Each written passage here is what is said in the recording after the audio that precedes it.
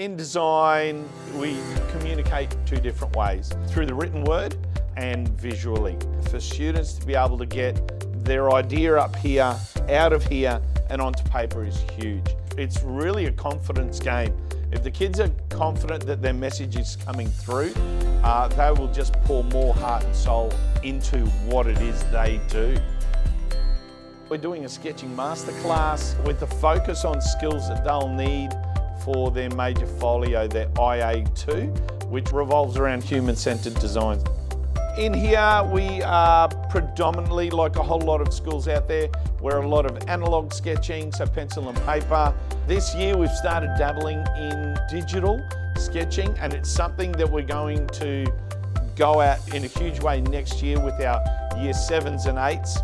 And me as a design teacher, I can see how that will benefit my 10s, 11s and 12s when they get through to design. The kids use their pencils, they've got fine tip markers, we have sets of Copics. The investment in all the extra media really pays off when they can put down on paper what their vision is and it looks exactly how they want it to. To be able to give them skills that they will transfer immediately into their first assessment piece, it's just an opportunity, wouldn't it? And kids who would usually struggle are starting to flourish through a day like this because it's not for marks, and that's a great thing.